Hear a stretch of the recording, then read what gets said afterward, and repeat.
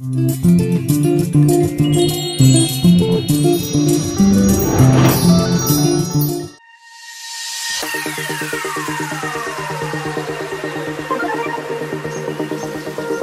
الزوجية تحديدا من أسمى العلاقات، بس أصعب حاجة بقى في العلاقات دي لما يبقى الزوج والزوجة عينهم مكسورة قصاد بعض.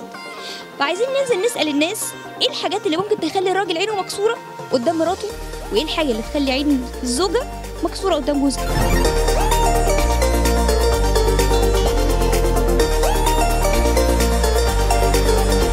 تتجوز؟ لا لسه. طب لما تتجوز كده تفتكر ايه الحاجة اللي بتكسر الراجل قدام مراته؟ طول ما الراجل يجيبه عمران خلاص يعني الموضوع منتهي، ما بتكسرش عينه. اللي هو مش شايل مسؤولية البيت، ما بيصرفش، ما بيشتغلش. جيبه الست المفروض تستحمل. لو الست مثلا مش ما عندهاش اصل ممكن تعايره ان هو يعني مش بيصرف عليها مثلا.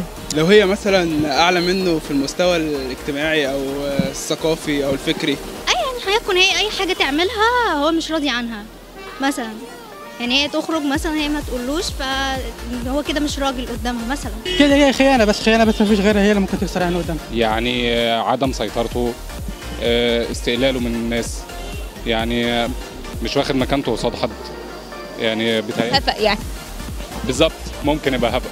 اي حاجه تتنافى مع الرجوله تكسر عين الراجل قدام اي حد، مش قدام مراته بس. I think لما تصرف عليه او هي تبقى صاحبه الفلوس في البيت، فبتبقى احيانا صوتها بيعلى او بتتكلم باسلوب وحش، فساعتها بقى والله لا احرمك من المصروف. ايوه بالظبط كده.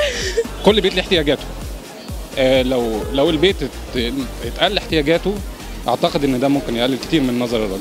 في رجاله كتير ضعفاء الشخصيه او يعني ولاد مامتهم بالظبط كده. يعني لو هو ضعيف في حياته في شخصيته، دي اللي بتكسره. لما يكون مقصر في شيء ده شيء طبيعي، سواء تكاليف مادية سواء كرعاية الأسرة، ده شيء طبيعي. الست أولا كان عاطفي، لازم أحقق لها الإشباع في الجانب ده أولا، وبعد كده أطلب منها أي حاجة. غير كده لو أنا ما شبعتهاش الجانب ده يبقى عمري ما هقدر أطلب منها أي حاجة، وتبقى عيني مكسورة وأنا بطلب منها.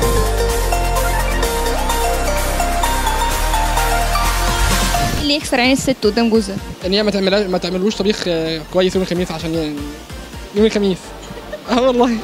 لا هي الخيانه بس. ساعتها اساسا هتبقى لسه مراته عشان يبقى ليها عين تتكسر. مش هيبقى فيه مراته بقى، هتبقى طليقته ان شاء الله.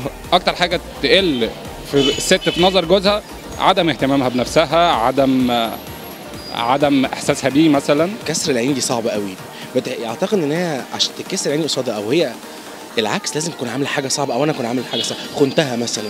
يعني لما بتضعف الست عموما تبقى عينيها اتكسرت، او بتبقى في حاجه في نفسيتها عموما اتكسرت وما بتبقاش بتعوضش. شوهونا من جوانا. بالظبط احنا مشوهين. يطلب منها حاجات ما تعملهاش، ما بيجي ما يلاقيش الحاجات اللي هو الاكل مثلا، الحاجات اللي هي المطلوبه منه. لما تعمل حاجه غلط كبيره جدا بقى، يعني حاجه اللي هي خيانه كذب كبيره، لو مسك على هذا لما بتكون مقصره في واجباتها تجاه البيت، واجباتها تجاه ولادها، تجاهه.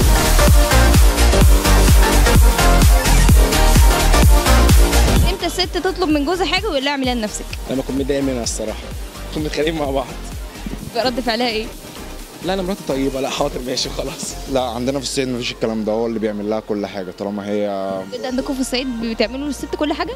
لا مش كل الرجاله يعني، بقى غالبا بس الرجاله اللي هي الصعايده بيبقى فيها الطبع اللي هو الجدعنه زياده عن اللزوم. لا هو مفيش الا الشاي بقى، مفيش الا الشاي بصراحه. هو يبقى رد فعله ايه لو قالت له كده؟ لو قالت له كده مش طلقها بقى، ولا هو اقرب رد الطلاق يعني يطلقها. وانا متجوزها ويعمل شقه وبتاع. متجوزها عشان تعمل لك شاي؟ لا مش تعمل لي شاي، تعمل لي كل الطلبات اللي اطلبها منها. لو قالت لك اعملها لنفسك هتقول لها ايه؟ هقول لها اعملها الله يحلي بيت ابوكي. مزاجه مش رايق. متخانق. يلا على طول مزاجها مش رايق صح؟ متخانق مع اصحابه، المدير بتاعه مزعق له كده بس كده. طب العكس، امتى الراجل يطلب من الست حاجه تقول لهم اعملها لنفسك؟ حماتها تكون منكده عليها. بس روح لامك تعمل لك. قومي اعملي لي شاي، قومي هاتي لي سكر، قومي هاتي لي مش عارف ايه، ناوليني الطبق اللي جنبي، هاتي لي الكوبايه. ده بيت ابوك انا. بالظبط كده. فطبعا الحاجات ديت مش هتنفع. 17,000 كوبايه شاي في اليوم يعني كتير. رد فعله ايه لما تقول له اعملها لنفسك؟ لا امال انا جبتك ليه؟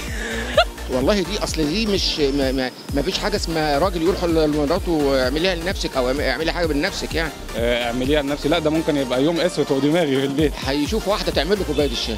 لا هو مش اعمليها لنفسك، هو اعمليها لابنك، يعني لما تقول له غير لابنك مستحيل هيوافق. لا ده اسلوب متدني جدا، صعب يعني صعب. لا المفروض ما يبقاش مستوى الحوار ينزل لكده. القديم ما بتحصلش برضو الا نادرا قليلا، يعني هي بتحاول ترضيني، بس لما اكون بقى جاي عليها بزياده خلاص انا بحاول اقصر الشر واجيبها، اعمل لها كل حاجه لنفسي، ما احرجش نفسي. رد فعلك ان انت عادي بتسكت كده خلاص؟ اعمل لها ايه يعني، مراتي.